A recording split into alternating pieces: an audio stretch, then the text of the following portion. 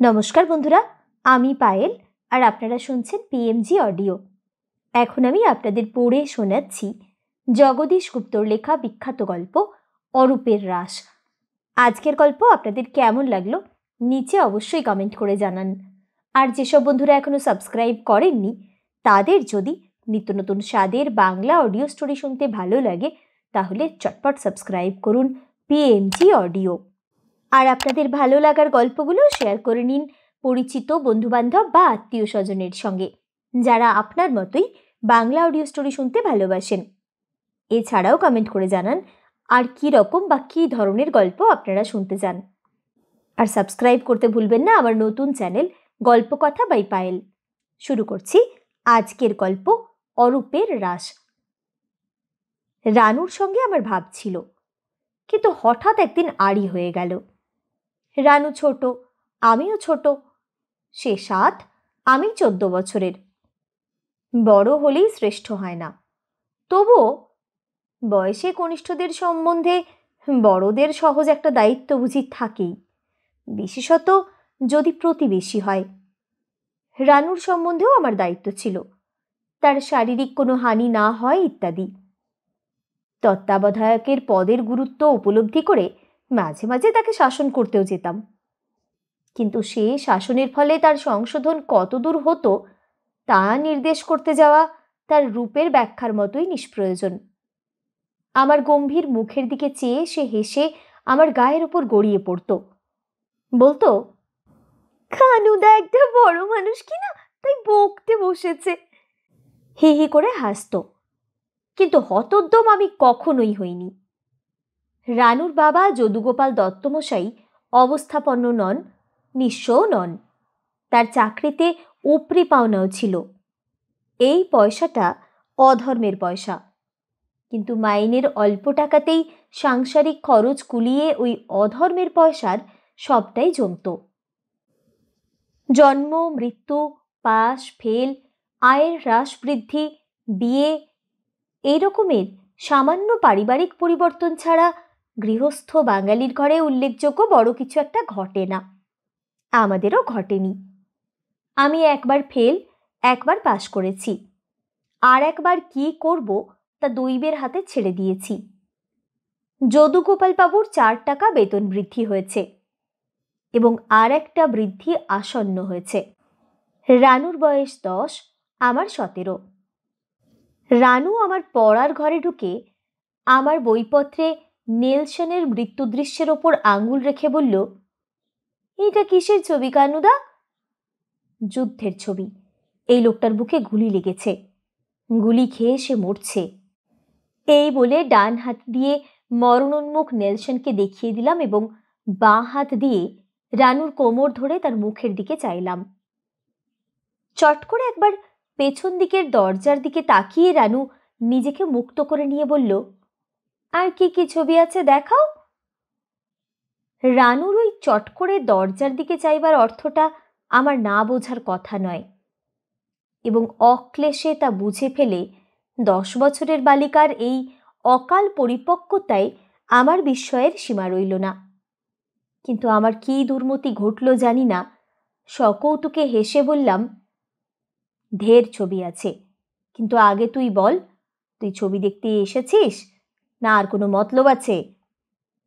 মনে হলো রানু এই ঘোরানো কথাটার অর্থ ধরতেই পারবে না, তবুও পারে কিনা দেখার জন্য একটা উৎকণ্ঠাও জন্মালো। রানু তৎক্ষণাৎ কথাটার উত্তর দিল না।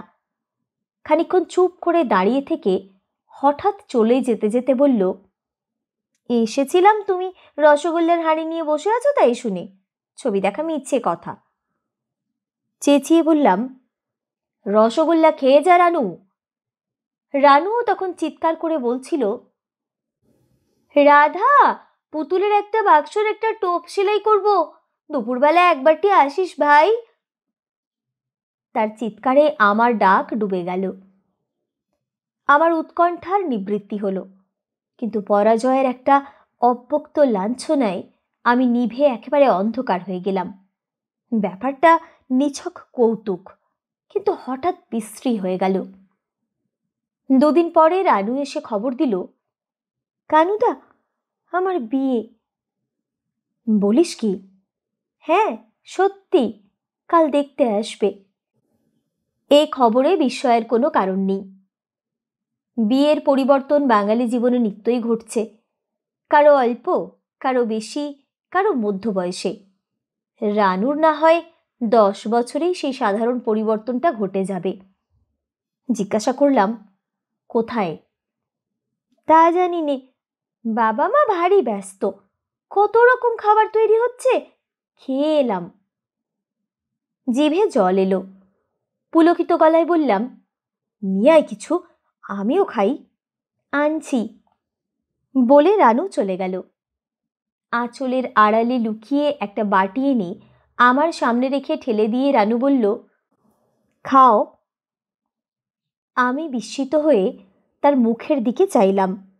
সে মুখে বলল খাও, কিন্তু তার গলার স্বরে আহ্বানের বাষ্পও ছিল না, বরং বিরুদ্ধ দিকেই যেন একটা ধাক্কা অনুভব করলাম। হঠাৎ এ রাগ কেন? যখন সে যায় তখন তার মুখের দিকে চেয়ে দেখিনি, কিন্তু এখন লক্ষ্য করলাম রানুর মুখের প্রত্যেকটি রেখা কঠিন হয়ে উঠেছে। রানু বলল, খাচ্ছ না যে? গলার স্বর কর্কশ শোনালো। তুই রাগ করে দিলি কেন? রাগ করে খাবার ঠেলে দিলে কেউ খেতে পারে? রানু উত্তর দিল না। একটু মুচকি হেসে বললাম, চুরি ধরা পড়ে গেছে বুঝি? চুরি করিনি, চেয়ে এনেছি। তবে বামুনকে খেতে দিয়ে রাগ করলি কেন?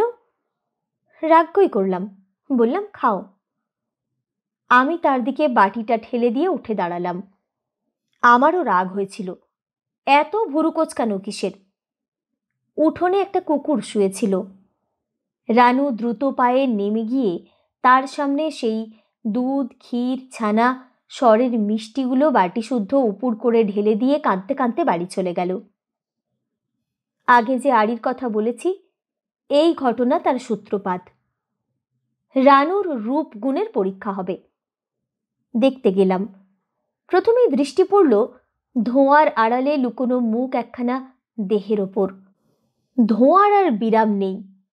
নিরবচ্ছিন্ন ধোঁয়া একসময় সরে যেতেই দেখলাম কাঁচা পাকা মোটাসোটা প্রৌঢ় একটি ভদ্রলোক হাত বাড়িয়ে রানুর বাবার হাতে হুঁকা দিচ্ছেন। বারান্দায় একটা মাদুর বিছানো হয়েছে, তার ওপর রানুর বাবা মেয়ের বাবার মতো সবিনয়ে, বরের যেই হন তিনি বরপক্ষের কর্তা ব্যক্তির মতো মাথা উঁচু করে বসে আছেন, এবং আমারই বয়সী একটি ছোড়া নিচু মুখে মাদুরের বোনার কৌশল প্রাণপণে দেখেও দেখা শেষ করে উঠতে পারছে না। বুঝলাম এটা দূত, পাত্রকে গোপনে কনের রূপের কথা শোনাবে। পাত্রপক্ষীয় সেই কর্তা ব্যক্তি বললেন, মেয়ে পছন্দ হবেই, যেমন শুনেছি ঠিক তেমনটি যদি নাও হয় তবু আপনার মেয়ে সুন্দরী। যদুগোপালবাবু বললেন, মায়ের আমার স্বাস্থ্য খুব ভালো। হবেই তো, ওই একটিমাত্র সন্তান ওই মেয়েটি, খাইয়েছেন দাইয়েছেন ভালোই। দেশের মেয়েরা তো না খেতে পেয়েই আকারে ছোট হয়ে যাচ্ছে, তাদের যে সন্তান হচ্ছে তারাও আকারে ছোটই হচ্ছে। বলে ভগ্ন উদ্যমের মতো তিনিও যেন আকারে কিছুটা ছোট হয়ে গেলেন। যদুগোপালবাবু নিঃসংশয়ে বললেন, যে আজ্ঞে, তাতে আর কি সন্দেহ আছে?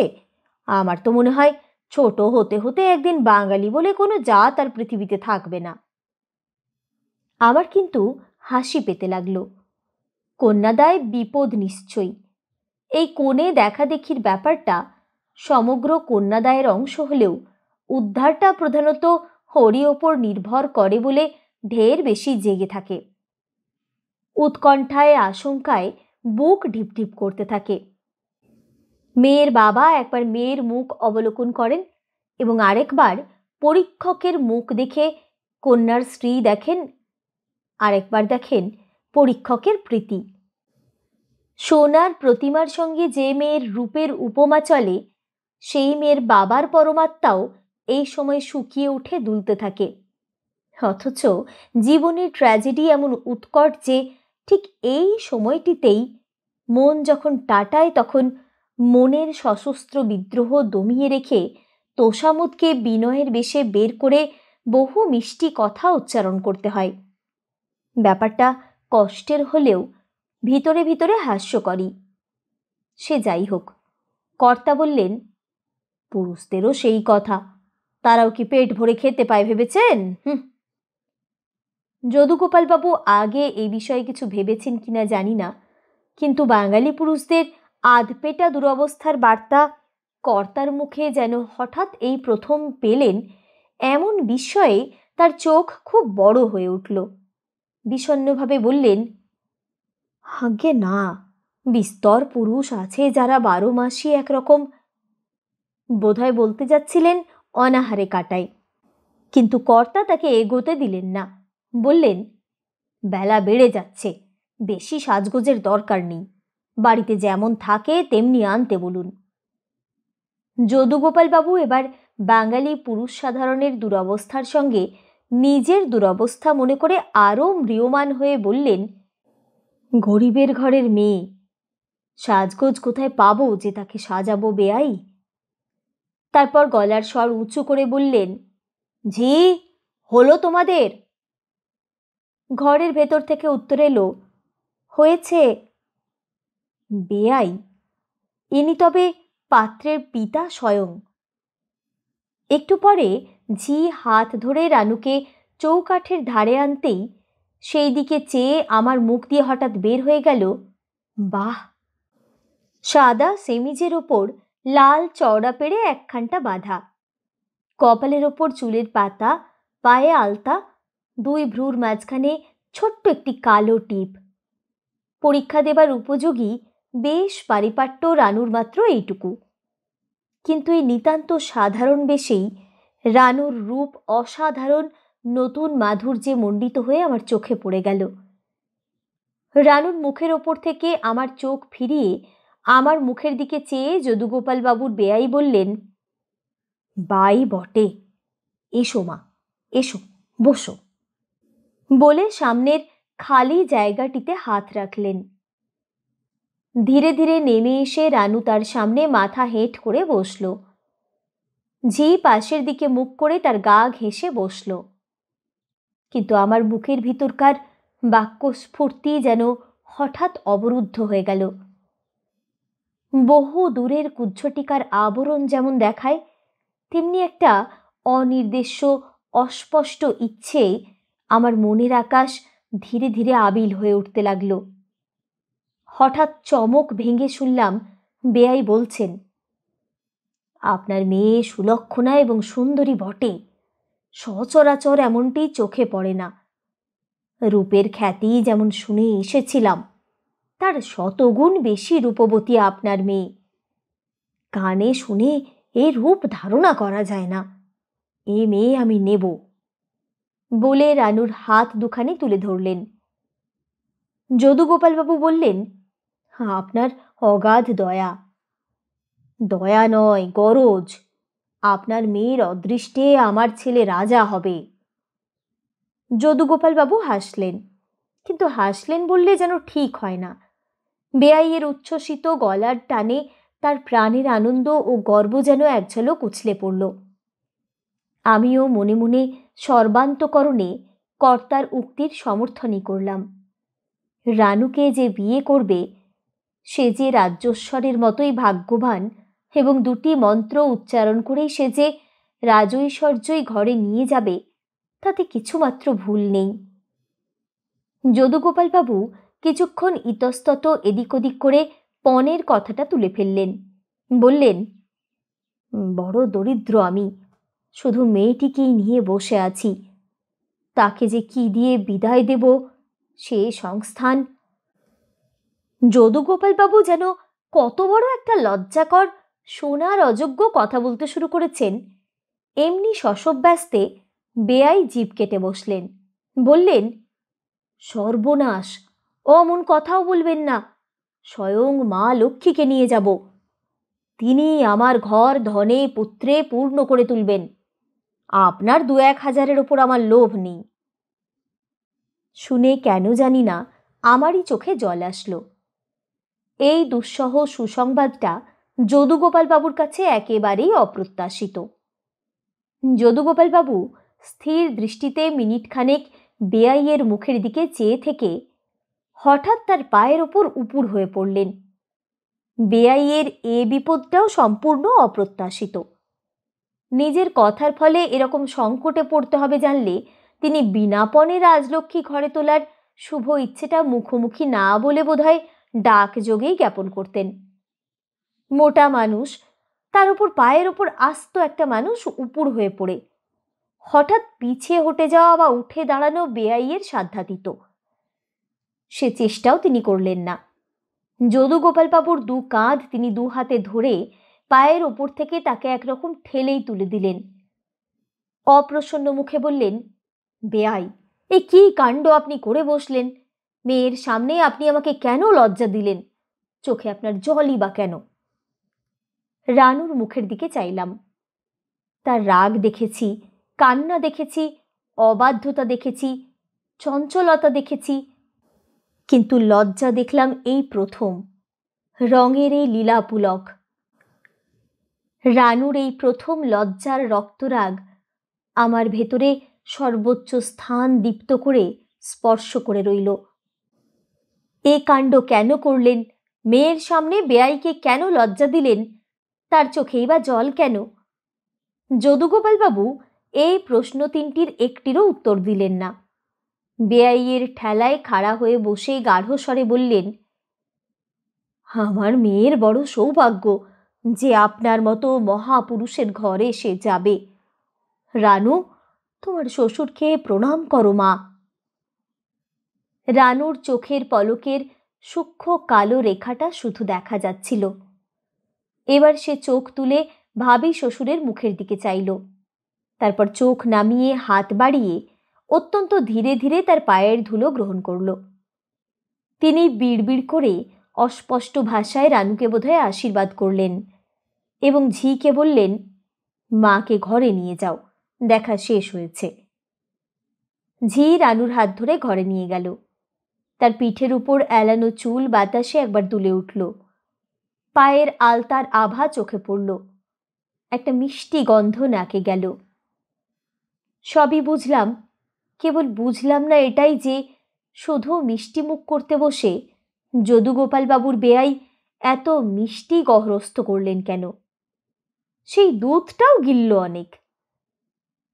বোধহয় বাপ মায়ের আদেশেই রানু বাড়ির বাইরে যাওয়া বন্ধ করে দিয়ে দুর্লভ দর্শন হয়ে উঠল। তা উঠুক, 3 মাস পরেই যে মেয়ে শ্বশুর ঘরে যাবে তার নৃত্যপরায়ণতা মানায় না। কিন্তু মাঝখান থেকে আমি তার চক্ষুশূল হয়ে উঠলাম কেন? অনেক ভেবেও কারণটা ঠিক করতে পারিনি। কথা বলা একদম বন্ধ করে দিয়েছে। দেখা হলে মুখ ফিরিয়ে চলে যায়, যেন আমার সঙ্গে তার মুখ চেনাচিনিও নেই।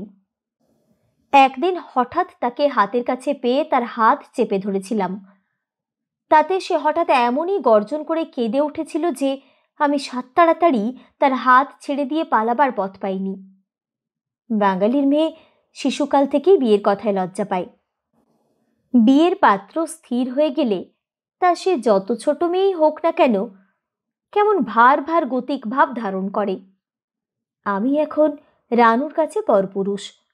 রানু তাই আমাকে লজ্জা পাচ্ছে এবং সেদিনের সেই মিষ্টান্ন ঘটিত ব্যাপারে অপমান বোধ করে এসে রাগ করে আছে তা নয়। লজ্জা রাগ এক কথা, বিরাগ ভরে পরিহার করা সম্পূর্ণ আলাদা কথা। একটিকে অন্যটি বলে ভুল করা অসম্ভব। রুষ্ট মুখে মিষ্টি দিলে তা প্রত্যাহার করা 9-10 বছরের বালিকার বিরুদ্ধে এত বড় অপরাধ নয় যে তা ভুলতেই পারবে না সে। যাই হোক, রানুকে একগুঁয়ে মনে করে মনে মনে গালি দিয়ে প্রতিজ্ঞা করলাম, সে আগে কথা না বললে আমিও যেচে কথা বলতে যাব না। বিনা পণে মেয়ের বিয়ে। যদুগোপালবাবুর এতখানি সৌভাগ্যের সংবাদে তার আত্মীয় প্রতিবেশী শুভার্থীদের আহ্লাদে চোখ কপালে উঠে যাওয়া ছাড়া আরেকটি ফল হলো এটা যে যারা মেয়ের বাবা তারা আশা করতে লাগলেন দেশের হাওয়া ফিরেছে। মেয়ের বিয়ের পর তাদের আর কৌপিন ধারণ করতে হবে না। এই সময়ে রানু একদিন আমার সঙ্গে যেচে কথা বলল, কানুদা, তুমি নাকি আমার বিয়েতে পদ্য লিখবে। দুর্দৈব ঘটবেই। কাজেই ঠিক মুহূর্তেই আমি প্রীতি উপহারকে আরও উপদেশপূর্ণ করে তোলার উদ্দেশ্যে কয়েকটা লাইন কেটে পরিবর্তে নতুন লাইন যোগ করছিলাম। কাগজের ওপর চোখ রেখে বললাম, কি লিখেছ? পড়ো দেখি শুনি। একটু গর্বিতভাবেই পড়লাম। সীতা, সাবিত্রী, দময়ন্তী, স্বদেশ, শ্বশুর শাশুড়ি, স্বামী প্রভৃতি গুরুজন, দেবর ননদ, দাসদাসী, সমস্ত মানবজাতি এবং গৃহপালিত পশুপক্ষীর প্রতি নারীর কর্তব্য কিছুই আমার পদ্যে বাদ পড়েনি। অপরিচিত ও বিপদসংকুল সংসার কারণে প্রবেশোদ্যত নবদম্পতির মাথায় করুণা ও আশীর্বাদ বর্ষণ করতে ভগবানকে সানুনয়ে আহ্বান করে প্রীতি উপহার শেষ করেছি। পড়া শেষ করে কাগজখানা পরম মমতার সঙ্গে টেবিলের ওপর নামিয়ে রাখছি, এমন সময়ে রানু ছোঁ মেরে কাগজটা টেনে নিয়ে বো করে বেরিয়ে গেল। চেঁচাতে চেঁচাতে প্রীতি উপহারের পেছনে যখন রানুদের বাড়িতে ঢুকলাম, তখন রানু রান্নাঘর থেকে বের হচ্ছে। হেঁকে বললাম, আমার কাগজ দে। রানু আঙুল তুলে রান্নাঘরের ভিতরটা দেখিয়ে দিয়ে সরে গেল। রানুর মা রান্নাঘরের ভেতর থেকে জিজ্ঞাসা করলেন, কি রে কানু? আমি বললাম, আমি উপহার লিখেছিলাম, রানু নিয়ে পালিয়ে এসেছে। ও মা, তাই বুঝি জ্বলন্ত উনুনে দিয়ে গেল? এমন হতভাগা মেয়েও তো জন্মে দেখিনি। কান্না চাপতে চাপতে চলে এলাম। দুর্জয় রাগে আমার সর্বাঙ্গ জ্বলতে লাগলো। প্রীতি উপহারে নিজের নাম যোগ করে ছাপিয়ে বিতরণ করতে পারলাম না বলে আমার আদৌ দুঃখ হলো না। ক্ষোভে দুঃখে আমার অসহ্য বোধ হতে লাগলো। এটাই মনে হলো যে এত শ্রম, এত চিন্তার ফল রচনাটিকে অকারণে সে এরকম নৃশংসভাবে নষ্ট করে ফেলল। 7 দিনের দিন পদ্যটি খাড়া করেছিলাম।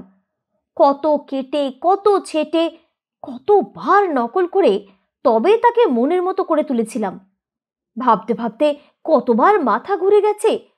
দিনে 200 বার পড়েও তৃপ্তি হয়নি। সেই পদ্য কিনা আগুন দিয়ে পোড়ালো। নিজের মাথা থেকে শব্দ বের করে ছন্দ মিলিয়ে পদ্য লেখা এই আমার প্রথম। আমার আদিতম মানুষ তনয়াকে নিয়ে সে এটা কি করলো? তাকে জ্বলন্ত উনুনে ঠেলে দিয়ে পোড়ালো। শোকের আগুনে আমি পুড়তে লাগলাম। রোশন চৌকি বাজছে। আজ রানুর বিয়ে। সেদিন রানুর সঙ্গে রাজৈশ্বর্যের উপমাটা হঠাৎ মনে এসেছিল। আজ সেটাই যেন খচখচ করে কোথাও বিঁধতে লাগলো, একটা আফসোসের মতো। রানু ঘোমটা টেনে শ্বশুরবাড়ি গেল। আমি বাক্স বিছানা বেঁধে কলকাতায় পড়তে এলাম। রানু বাবার বাড়িতে আসে, আমিও বাড়ি আসি, কিন্তু বলার মতো কিছু ঘটে না। যেদিন ঘটল সেদিন অপূর্ব, অননুভূতপূর্ণ একটা অসামান্য অনুভূতির বেগবান হিল্লোলে আমি হঠাৎ পূর্ণ হয়ে গেলাম। শুকনো নদী যেমন বন্যার জলে দেখতে দেখতে পূর্ণ হয়ে যায়, সুপ্তথিত সবসন্ত রতিপতি কখন এসে উঁকি দিতে আরম্ভ করেছিল টের পাইনি। সহসা সে সিংহ দরজা খুলে এসে দাঁড়ালো এবং সেই মুহূর্তেই আমার উল্লসিত চোখের সামনে জল স্থল অন্তরিক্ষে একটা লাল মায়া অঞ্জন ব্যক্ত হয়ে গেল। রানু আমাকে দেখতে পায়নি। আমি তার জ্বলন্ত রূপ আর দুরন্ত যৌবনের দিকে চেয়েছিলাম। চোখের সেই উন্মত্ত সম্ভোগ জীবনের প্রতিদিনের বস্তু নয়। চোখের পলক পড়তে চায় না। ঘটনা আমাদের বাড়িতেই। যখন হঠাৎ এক সময়ে তার সঙ্গে আমার দৃষ্টির মিলন হয়ে গেল, তখনই রানু লাল হয়ে উঠে শশব্যস্তে সেই জায়গা ছেড়ে চলে গেল। অন্তরের তৃষ্ণার্ত কলুষ আগুনের তরঙ্গের মতো আমার বুক জুড়ে গড়িয়ে বেড়াতে লাগলো। রানুর বয়স এখন 14, কিন্তু অতুলনীয় প্রচুর স্বাস্থ্যের প্রভাবে সে ওই বয়সেই কৈশোর উত্তীর্ণ হয়ে পূর্ণ যৌবনের মধ্যাহ্নে এসে দাঁড়িয়েছে। 2 দিন পরেই রানুর সঙ্গে দুই বাড়ির যাতায়াতের পথে দেখা হলো। আমাকে দূর থেকে দেখেই সে থমকে দাঁড়ালো, যেন ফিরে যাবে। কিন্তু তার বদলে সে আঁচল তুলে মুখ আড়াল করে পথ ছেড়ে সরে দাঁড়ালো। পাশ দিয়ে যেতে যেতে মুখে বললাম, আমি কানু। কিন্তু মনের ভিতর যে কাণ্ড চলতে লাগলো তার মূর্তি ঝটিকা হতো সিন্ধুর মতো। রানু বলল, তা জানি, তুমি আমার মুখ দেখবার যোগ্য নও। বলে সে দ্রুত পায়ে এগিয়ে গেল। ঘটনার সূত্র ধরে কথার অর্থটা ঠিকই বুঝলাম, কিন্তু বিদ্ধ হয়ে অভিমান করতে পারলাম না। তাকে নতুন চোখে দেখে অবধি বুকে যে ঝড় উঠেছিল, ক্রোধ অভিমানের সাধ্যই ছিল না তার মধ্যে মাথা তোলে। অন্তর্লোকের জ্যোতির্মঞ্চের দিকে চেয়ে দেখলাম নিঃসঙ্গ দুটি গ্রহের মতো সে আর আমি। এত খবর রানু জানে না। রানু স্বামীর ঘরে গেল। কিছুদিন পরেই হঠাৎ একদিন মৃত্যু ক্ষুধিত রাক্ষসের মূর্তিতে দেখা দিয়ে নরনারীগুলিকে যেন দু হাতে মুখে তুলে অবিরাম গ্রাস করতে লাগলো। কান্নায় হরিধ্বনিতে আকাশ পূর্ণ হয়ে গেল। সব বাহকের মুখে হরিধ্বনি, পীড়িতের শয্যার পাশে হরিধ্বনি, দলবদ্ধ লোকের মুখে হরিধ্বনি। কিন্তু হরি ঠাকুর ভয়ার্ত জীবিতের আকুল আহ্বানে কানও দিলেন না। লোক মরতেই লাগল। মহামারী আরম্ভ হওয়ার 7 দিনের দিন রানুর বাবা ও মা মাত্র 12 ঘন্টার ব্যবধানে কালগ্রাসে গেলেন। রানুকে দুঃসংবাদটা দিয়ে আমরা দেশ ছেড়ে পালিয়ে গেলাম। দেশে ফিরে এসেছি। 6 মাসে শ্মশান আবার লোকালয়ের আকার ধারণ করেছে। বাবা রানুকে তাদের ঘর বাড়ির একটা ব্যবস্থা করার জন্য চিঠি লিখলেন। রানু লিখল, বাড়ি বেচে দিন। সেদিন আমিও একখানা চিঠি পেলাম। দেখেই চিনলাম ঠিকানা লেখা রানুর। লিখেছে, কানুদা, তোমার সঙ্গে জীবনে আর দেখা হবে না। জীবনে এটাই আমার সবচেয়ে দুঃখের বড় দুঃখ। 2 দিনের কথা তোমার মনে পড়ে? যেদিন রাগ করে দিয়েছিলাম বলে খাওয়ার খাওনি, আর যেদিন তোমার প্রীতি উপহারের কাগজ আগুনে ফেলে দিয়েছিলাম। কারণ কি তুমি নিশ্চয়ই জানো না। শুধু এইটুকু জেনে রাখো, তোমার সেই উল্লাস আমার সহ্য হয়নি। তুমি ব্রাহ্মণ, আমি শূদ্রাণী। আমার প্রণাম গ্রহণ করো। ইতি রানু। রানুর চিঠি পড়ে শূন্যের দিকে চেয়ে আমার দৃষ্টি নিষ্পলক হয়ে গিয়েছিল। অবাক মন দিশা পায়নি। কিন্তু অদৃষ্টে ছিল রানুর সঙ্গে আবার দেখা হবে। রানুর স্বামী বদলি হয়ে আমাদের দেশে রানুরই হস্তান্তরিত বাড়িতে ভাড়াটে হয়ে এলো। রানু প্রথমটা কান্নাকাটি করে আমার স্ত্রীর সখিত্বে সুস্থির হলে দেখলাম রানু ইন্দিরাকে একান্ত কাছে টেনে নিয়ে আমাকে তার রাজ্য থেকে একেবারে নির্বাসিত করে দিয়েছে। আশা করেছিলাম অন্ততপক্ষে কানুদা বলে ডাক দিয়ে রানু আমার পায়ের ধুলো নিয়ে যাবে, কিন্তু এলো না। ইন্দিরা বলল, রানুর ছেলেটি বড় সুন্দর হয়েছে। হবারই তো কথা, ওরা দুজনেই সুন্দর। ছেলেটাকে আমায় দেবে বলেছে। ইন্দিরার পক্ষে ছেলে চাওয়া অস্বাভাবিক নয়। জিজ্ঞেস করলাম, চেয়েছিলে বুঝি? না না, চাইব কেন? সেই বললে, বউ, আমার ছেলেটা তুই নে। বেশ দয়ালু তো। হঠাৎ ইন্দিরা লাল হয়ে উঠল। তার এই চমৎকার লজ্জা দেখেই মনে পড়ে গেল আমার শেষ কথাটার অর্থ বহু দূর যায়। পুত্রবতী হওয়ার আশা একেবারে ত্যাগ করে না বসলে রানুর দানে দয়ার কথাটা আসে না। কিন্তু ইন্দিরার বয়স সবে 15। জিজ্ঞেস করলাম, ছেলের নাম কি? বেনু। মনে মনে আবৃত্তি করলাম, কানু বেনু। কেন জানি না ছেলের নাম বেনু রাখা এবং ব্যাপার বেনামিতে নিষ্পন্ন করে তাকে আমার কোলে অর্পণ করার অসত্য প্রস্তাবের একটা গভীর নিহিত অর্থ ও অভিসন্ধি যেন ধীরে ধীরে স্পষ্ট হয়ে উঠতে লাগল। হয়তো আমার কল্পনা অমূলক, হয়তো চিন্তা ও ইচ্ছা পরস্পর অবিচ্ছেদ্য, কিন্তু ভুলের মাঝে জন্মলাভ করেই হর্ষের যে কম্পন প্রাণের উপর দিয়ে শিরশির করে বয়ে গেল, তা পরম তৃপ্তির সঙ্গেই উপভোগ করলাম। সীমা লঙ্ঘন করে যেতে কোথাও টান পড়ল না। বেনুর মুখের দিকে চেয়ে ইন্দিরা বলল, দুটো দাঁত উঠেছে মুক্তোর মতো, নেবে কোলে? দাও। বলে হাত বাড়াতেই বেনু নির্বিবাদে আমার কোলে এলো। ইন্দিরা হেসে বলল, বেশ আলাপি।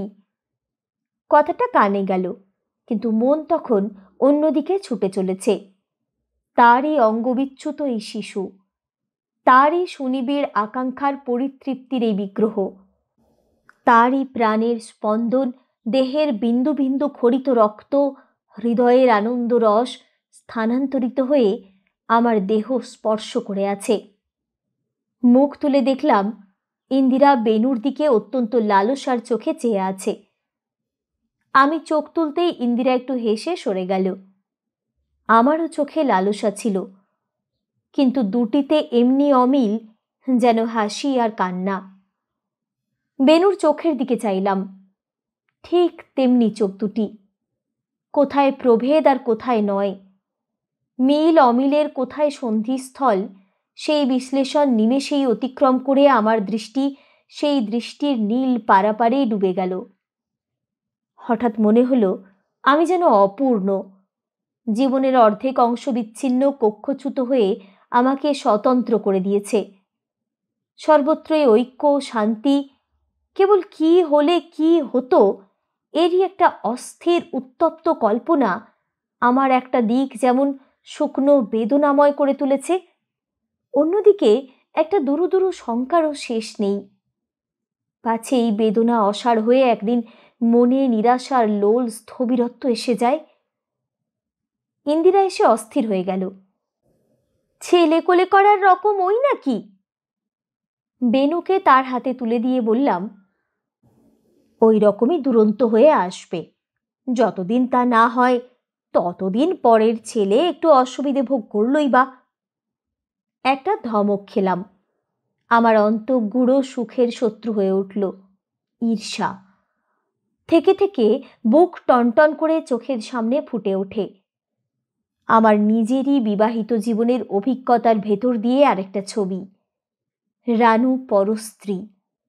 এই জ্ঞানটা অনায়াস মুখ সমাদরের সঙ্গে সঙ্গে মনে মনে লালন করার বস্তু নয়, অনিবার্য অঙ্কুশ তাড়না যেন ক্ষিপ্ত করে তুলতে চায়। ইন্দিরা নতুন একটা খবর দিল, রানুটা একটা পাগল। মানে? বলে, আয় বউ, তুই আর আমি এক হয়ে যাই। পাগলের লক্ষণই বটে। তুমি কি বললে? জিজ্ঞাসা করলাম। ইন্দিরা কি একটা উত্তরও দিল, কিন্তু ইন্দিরা তখন তার শব্দ স্পর্শ নিয়ে আমার সামনে থেকে একেবারে মুছে গেছে। সর্বাঙ্গে রোমাঞ্চের কাঁটার উৎসব জাগিয়ে আনন্দের সুতীব্র শিখা আমার স্নায়ু শিরায় প্রজ্বলিত হয়ে উঠেছে। কতক্ষণ এই উদ্বেলিত আনন্দে মুহ্যমান হয়েছিলাম, কি করেছিলাম জানি না। হুঁশ ফিরলে দেখলাম ইন্দিরা অবাক হয়ে আমার দিকে চেয়ে আছে। একটু হাসির আমদানি করে বললাম, কি বলছিলাম যেন? ইন্দিরা বলল, তুমি কিছু বলছিলে না, আমি বলছিলাম যে। বলে হঠাৎ সে থেমে উঠে দাঁড়ালো। ইন্দিরার হাত চেপে ধরে বললাম, উঠলে যে, হঠাৎ রাগ হলো কিসে? রাগ হয়নি, কিন্তু তোমার মতো অন্যমনস্ক লোকের সঙ্গে কথা বলাই বালাই। আচ্ছা, এবারকার মতো মাফ করো। রানু পাগলের মতো কি কথা কয়েছে, তুমি তাতে কি বললে? ইন্দিরা সমগ্র ব্যাপারটা কিভাবে গ্রহণ করলো সেই জানে।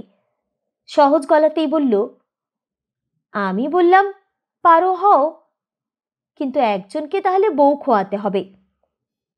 রানু বললে, কানুদাকে জিজ্ঞেস করিস সে খোয়াতে রাজি আছে কিনা।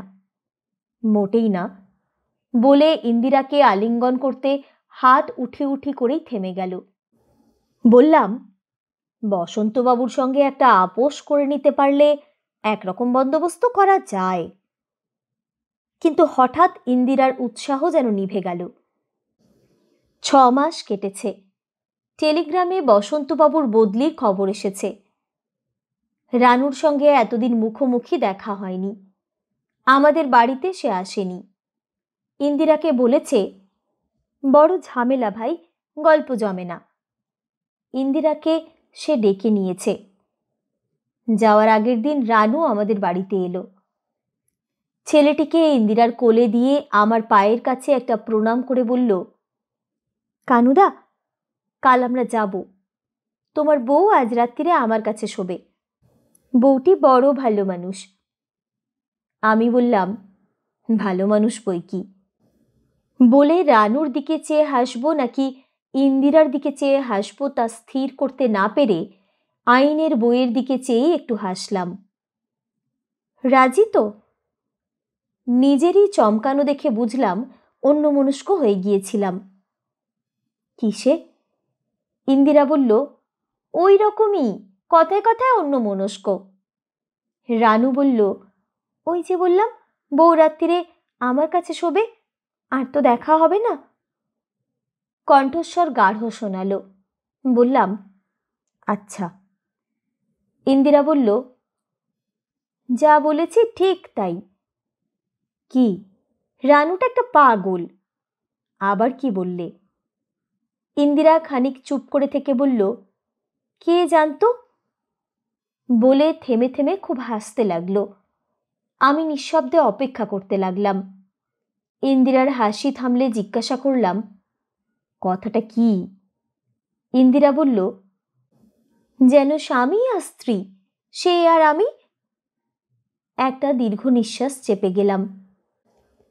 ইন্দিরার দেহ থেকে আমার স্পর্শ মুছে নিয়ে সে ত্বক রক্তপূর্ণ করে নিয়ে গেছে। আজ আমি তৃপ্ত।